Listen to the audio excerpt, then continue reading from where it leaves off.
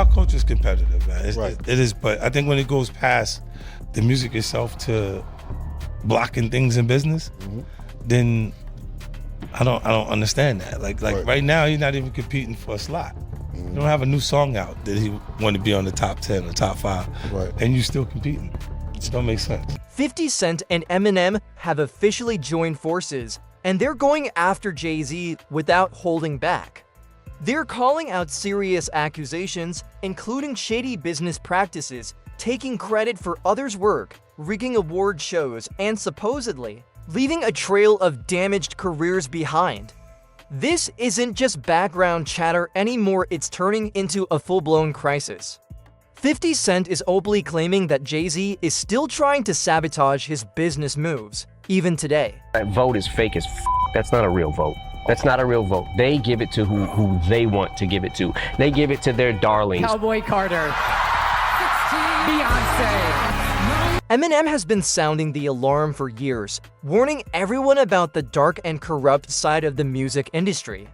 Recently, he's been slipping cryptic lines into his songs, subtle clues hinting at powerful gatekeepers controlling everything from behind the scenes. But it doesn't stop there. Now, Beyoncé's name is being dragged into the chaos, with serious accusations claiming she's stolen songwriting credits and allegedly worked to shut out other women in the industry.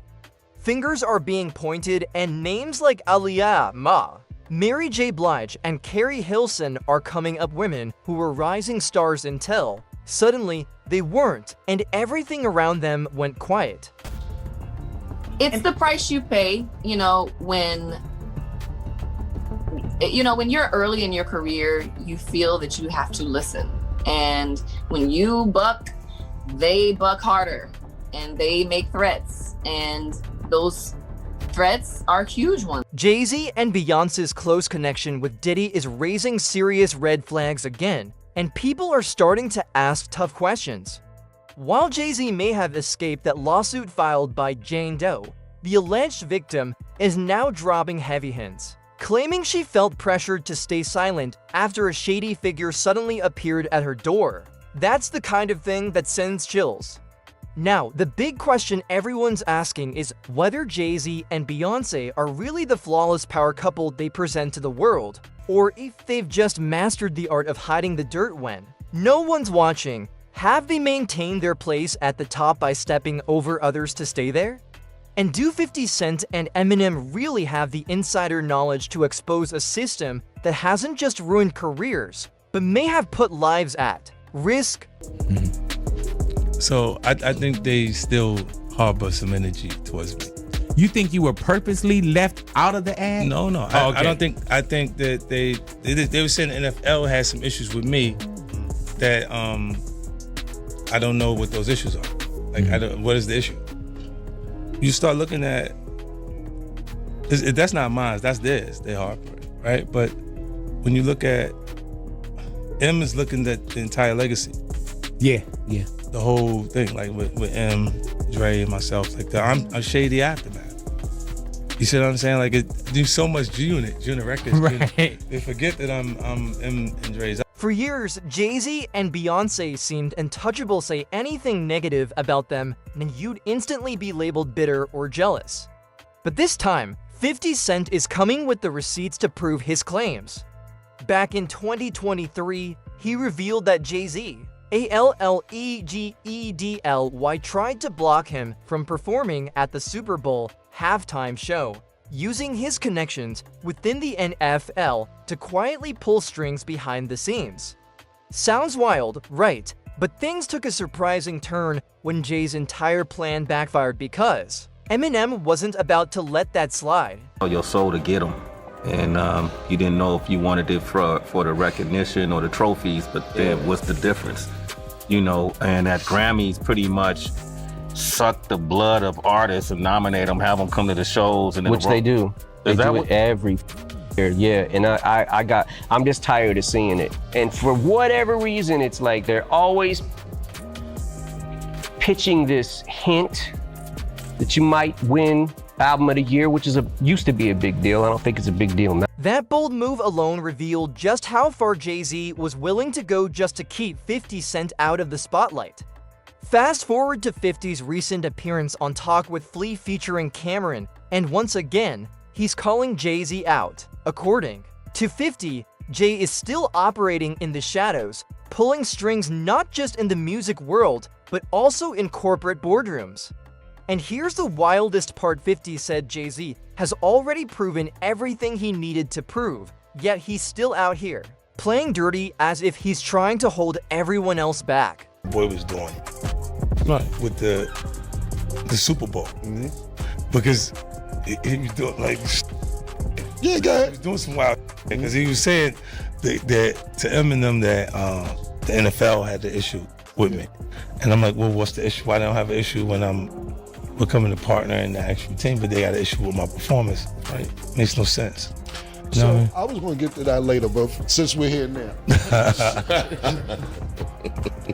And when he says "oh boy" for the audience that Yeah, it's don't know, Jay. talking about Jay Z, this was discussed before. Jay Z told Dr. Dre, just for people who's not up on this, or Eminem, that he didn't want you to perform part of that Super Bowl they Right. had a couple years ago. Why do you think that is? Well, I just think, Threatened? yeah, Possibly? not even threat. You know, I think it's just when you take the competition from like our culture is competitive, man. Right. It is, but I think when it goes past the music itself to blocking things in business, then I don't understand that. Like right now, you're not even competing for a slot. You don't have a new song out that he want to be on the top 10 or top 5, Right. and you still competing. It don't make sense. Like, what are we competing for? Tell me. What's the goal? Like this even like a lot of the even a lot of the competitive stuff, or what we would call it beef, right? And Right. it changed. That terminology changed when it's Biggie and Tupac, because we start saying the things that people would say that cause beef in the environment. Right. When before that they called it babbling in our culture. Right. Right. Because that's what it is until it turns into some street shit. So when you're not competing for those things anymore and you start looking and you're going, so what was the problem? You can't exactly remember what the problem was. That's what I went through with. Yet, Jay Z is allegedly still out here trying to sabotage 50 Cent's business deals purely out of spite, like he just can't move on. And it doesn't end there now. 50 Cent and Eminem are teaming up in a major way, ready to expose what they claim is blatant Grammy rigging. 50 is pointing the finger directly at Jay Z, accusing him of using his marriage to Beyoncé as a kind of cheat code to collect awards. At the same time, Eminem has been shouting for years that the Grammys are a complete scam of pay-to-win game, where true talent doesn't even matter. So when Beyoncé finally won Album of the Year for Cowboy Carter, not everyone was cheering. Fans started whispering that Jay had pulled strings again, especially considering what had gone down just the year before. Young, thank you, sir. All the doors that you opened, showed us that we can be rock stars. Seeing you on the Rolling Stone, obviously there's Run DMC with the Leathers and the Aerosmith. But when you came out west, you took it to a whole new level. Some of you don't belong in the category.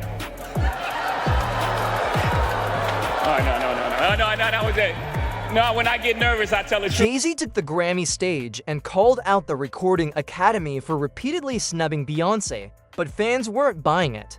The speech felt off, some even said fake, as he stood there holding an award while criticizing the very people who gave it to him. It left many asking, if the Grammys are really that biased, why show up at all? Why not walk away and prove you don't need their approval instead of begging for validation on stage?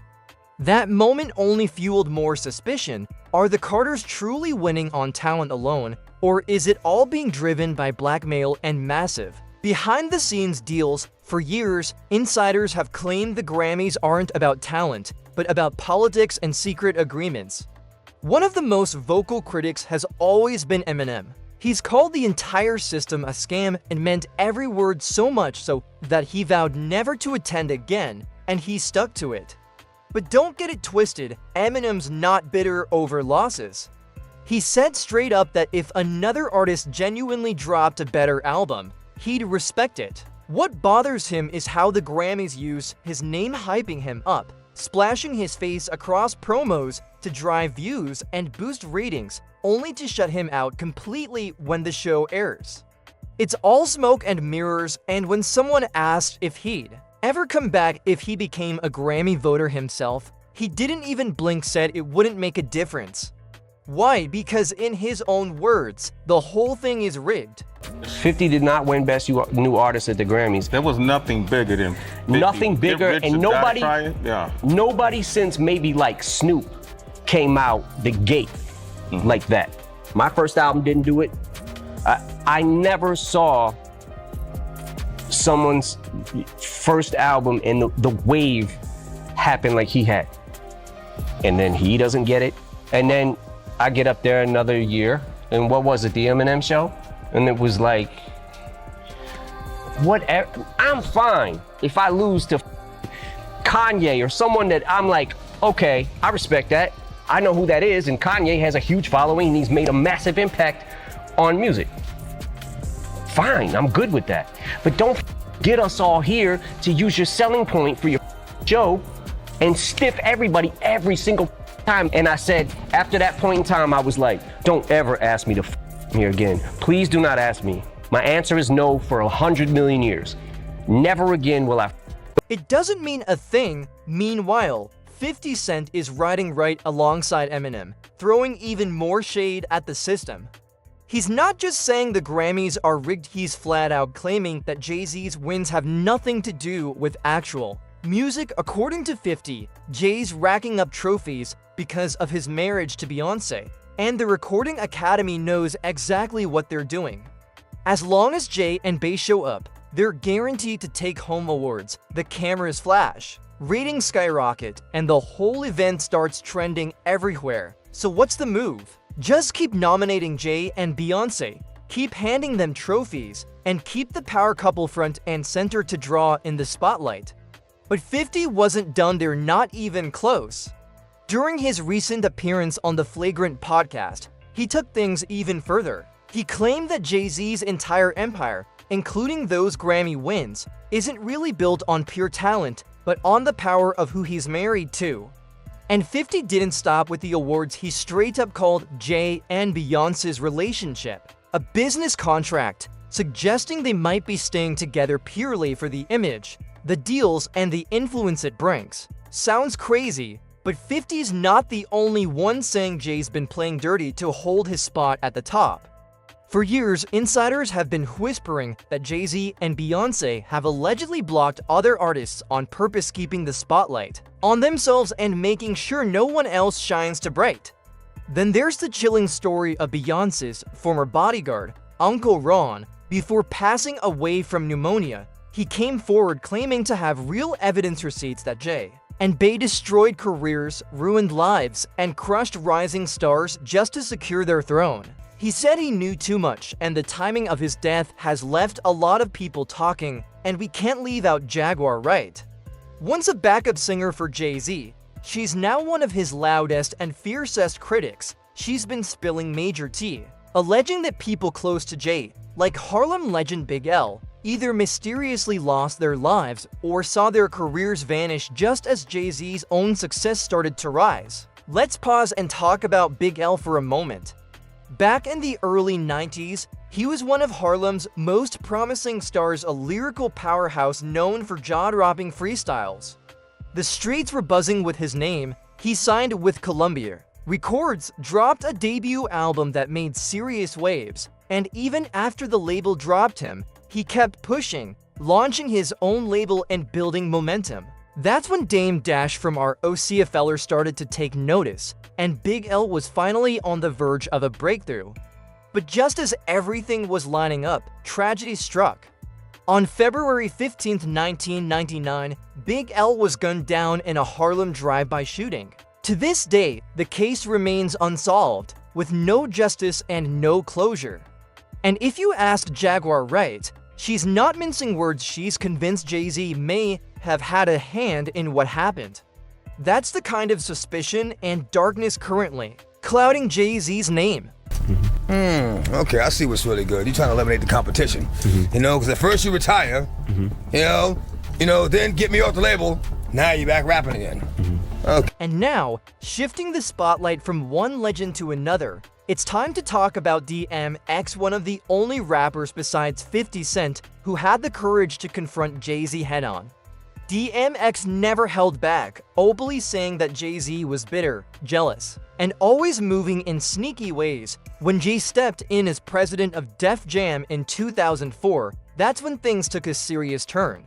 DMX had been the backbone of Def Jam for years, delivering 5 consecutive #1 albums from 1998 to 2003, holding the label down with undeniable strength and consistency. The first time I ever saw Jay Z or even heard him spit a rhyme was at an MC battle, street battle in New York. But he didn't show up as Jay Z. He didn't show up as the hottest rapper on the street. He showed up as the that was with Big L. Rest For in those peace. of you, Rest in peace, Big L. rest in peace, Big L. One of the That was the dopest. One of the sensei. dopest. Yes. Big L was who put Jay Z on.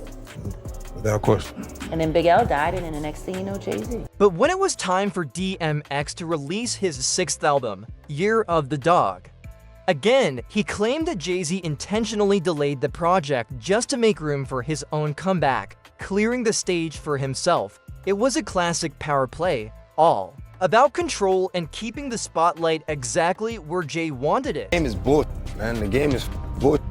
If you want to rap or sing or whatever, don't become a part of the game.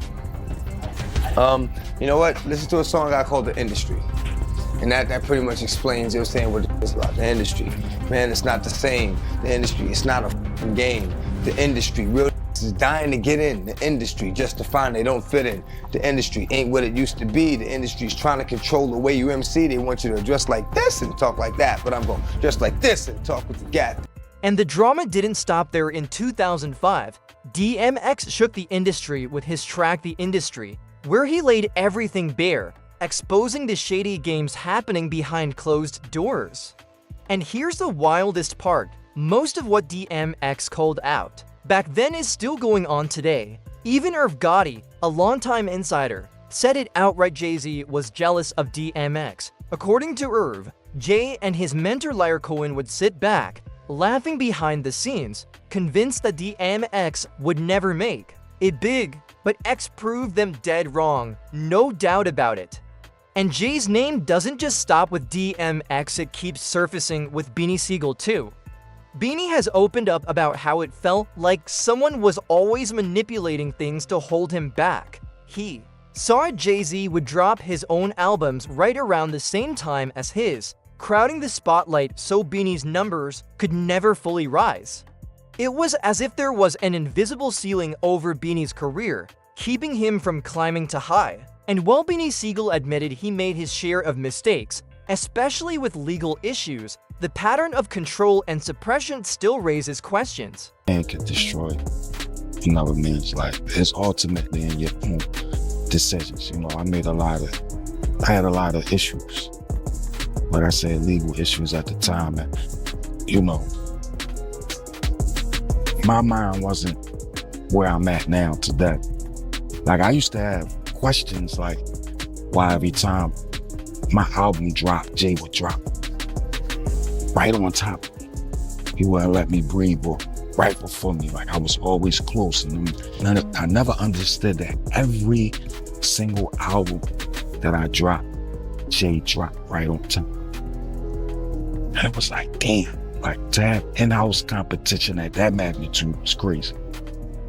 Jay already the boss, but I always thought that, like, let me breathe.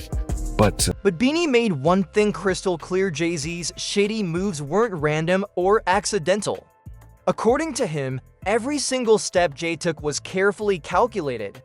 And let's not pretend Beyoncé's hands are clean in all of this either. Some fans like to paint her as just a puppet standing beside Jay Z, but that narrative doesn't hold water. There's no way Beyoncé has been by his side for all these years without being part of the bigger strategy. If anything, they've allegedly been running the whole game together, knocking out anyone they see as a threat. And here's just a taste of that tea. When Beyoncé left Destiny's Child and started getting close to Jay, something strange happened. Jay Z allegedly pulled producer Rich Harrison away from rising star Amory, who was making serious waves and was rumored to be a real competitor to Beyoncé. Remember Mary's hit One Thing? That track had the same explosive energy and signature sound as Crazy in Love, and some fans still believe Beyoncé copied the whole formula after Harrison switched sides, and it doesn't end there. Just look at Carrie Hilson. She had a very public fallout with Beyoncé that spiraled completely out of control. Word on the street is that Carrie's own producers allegedly tricked her into recording a diss track aimed at Beyoncé, setting her up to get dragged and cancelled. Carrie denied it at first, but the drama escalated when she refused to hold a magazine cover featuring Beyoncé and Jay Z. When asked if she'd hold it, she said no, and the Bayhive exploded. The backlash was brutal, with fans even confronting her in public. But behind the scenes, whispers grew louder, with some claiming Beyoncé may have orchestrated the entire situation. Sources alleged that Beyoncé had insiders planted in Carrie's team, people who lined her up to record the track while Beyoncé kept her image clean, playing the innocent victim. And years later, in a 2020 interview, Carrie pretty much confirmed it. She admitted she was pressured into making that song, and the threats that followed were very real. That wasn't just random industry beef, that was career sabotage masked as drama. It's the price you pay, when you're early in your career, you feel that you have to listen. And when you buck, they buck harder and they make threats. And those threats are huge ones. And you know what I mean? You don't feel like you have a choice. I really didn't feel like I had a choice. It was do this or this. And we definitely can't forget about Kellis, who boldly accused Beyoncé of stealing after she sampled Kellis's iconic hit Milkshake without giving her a single ounce of credit. The wildest part, Kellis didn't even know it had happened until fans on the internet told her she found out through social media like everyone else. She posted, "I heard about this the same way everyone else did. Nothing is ever as it seemed." Some of the people in this business have no soul or integrity, and they have everyone fooled. Later, Kellis took to Instagram to explain the situation, further saying it wasn't just about the music, it was about basic respect. She pointed out that as Black female artists, there are already so few with real power, and with all the mutual connections and personal ties, a simple phone call could have made everything right. Kellis said it plainly, "It's not that hard to contact me. It's just common decency." But instead of offering an apology or even acknowledging the issue, Beyoncé quietly removed the sample and said nothing, no statement, no accountability, just silence. Then there's Ma, another name that deserves to be in this conversation. Word is, she was blackballed from the industry after allegedly rejecting advances from Jay Z. Ma has spoken out in interviews about how certain powerful people in the industry use their status to put young, ambitious artists in difficult, even dangerous positions. For her, it was simple. She said no and walked away, but that decision came with consequences. Ma hinted that turning down the wrong person led to her name getting dragged and her career quietly pushed aside. So now, with names like 50 Cent, Eminem, Kellis, Ma, Jaguar Wright, DMX, Beanie Siegel, and more speaking out, the real question stands loud and clear. Are Jay Z and Beyoncé just protecting their empire? Or are they actually out here sabotaging the competition behind closed doors? And believe it or not, this list still isn't complete. If there's someone you think we missed, drop their name in the comments below. What's your take on all these claims? Are the Carters really untouchable, or just masters at keeping their mess hidden in plain sight?